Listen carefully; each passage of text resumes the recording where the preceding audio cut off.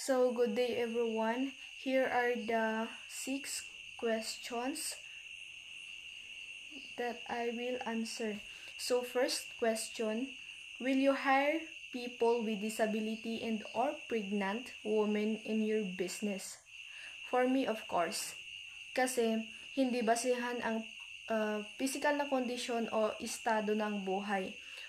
Basta ako, yung willing to learn ang i-hire ko. And then, like for example, kahit PWD man yan or mostly kasi pregnant, nag-a-apply sila ng mga work kasi para sa future or para sa future. And then for me, parang mas dapat sila yung hinahire natin, but yung skilled or syempre yung attitude nila. And I observe a lot na mostly PWDs or yung may mga kapansanan, sila yung mga hard work. Kaya for me, I will hire. And then number 2.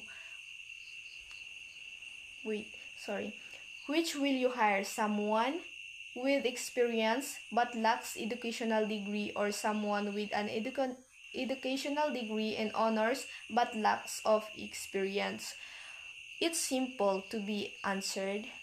For me is someone with experience but lacks of educational degree.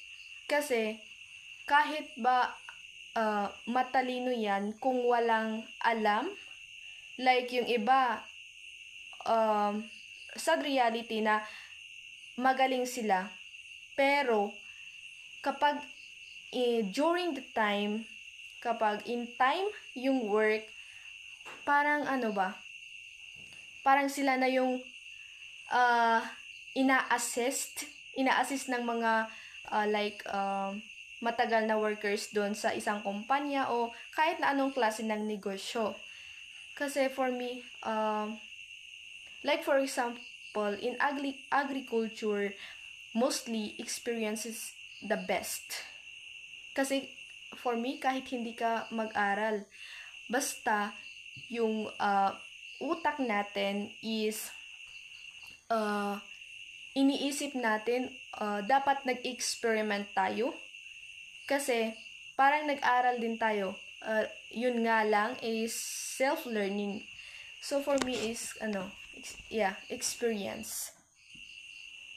And then number 3, skills, knowledge, and attitude. These are the criteria when looking for an employee. What do you think comes first, second, and third? So for me is 1, attitude. Attitude. Number 2 is skills, and the last is knowledge.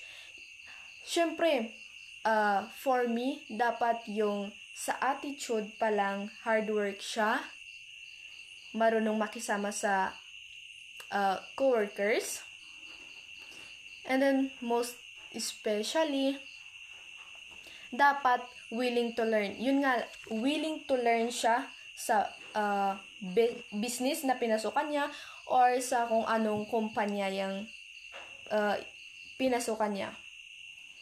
And then, for me, knowledge is last. Kasi, most often, yung parang sa reality nga, pero parang totoo. Kasi, yung iba, mostly nag-aral sila, pero bakit sila pa yung tinuturuan ng mga, like, for example, na hindi niya natapos, pero because of her willingness to learn from the business, kahit hindi siya nag-aral, tapos good yung flows ng kanyang pagpapatakbo ng business or trabaho niya.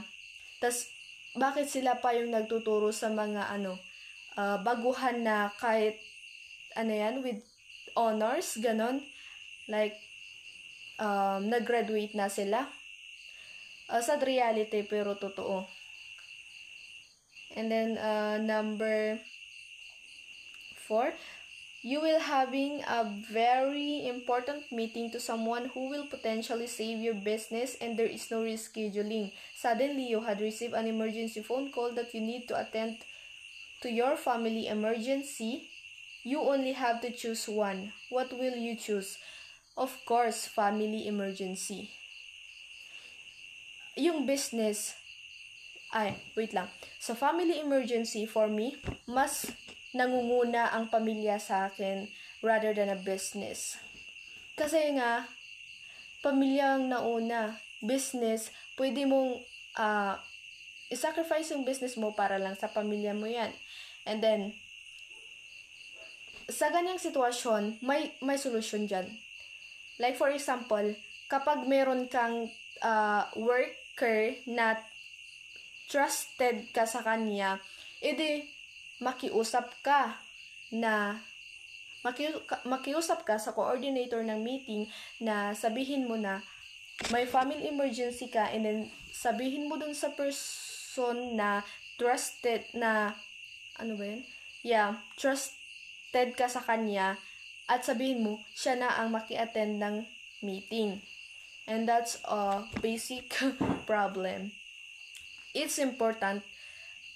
It is important, but it is most important your family.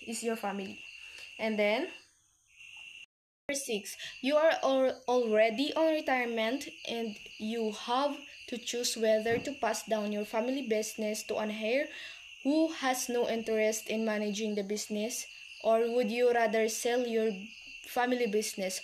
For me, ibibenta ko na lang siya kaysa ipapamana or ipapasa sa taong walang ka-interest. Kasi in the first place, alam mo na kapag pinasa mo dun sa walang ka-interest na person is malulugi yung kumpanya, magkuklose yung kumpanya. Instead of, kapag bininta mo yung kumpanya or yung business mo is nakuha mo na yung parang kumbaga yung capital, or kahit na ibalik man lang sa inyo yung kalahating nagastos, ganon. And then alam mo na hindi ka lugi kasi nga bininta mo yun, rather than ipapamana mo siya na wala kang nakuha na kahit na anong pera doon, wala, useless. Nagsayang lang tayo na instead of ipapamigay na lang sa charity, wala. Sayang lang yung gastos or yung effort mo sa business, lalo-lalo na yung kapag yung family business na yan is hindi nalulugi, yung parang successful, tas kapag pinamana mo sa taong walang ka-interest, ayun na, sayang, bagsak lang. And then kaya dapat isisell na lang for me. Kaya for me, isisell ko talaga siya, ibebenta ko kasi nga yun nga lang, ibebenta ko sa may interest sa pag-business. Hindi ko ibebenta sa taong walang ka-interest. And yun lang yung sagot ko. Thank you, ma'am.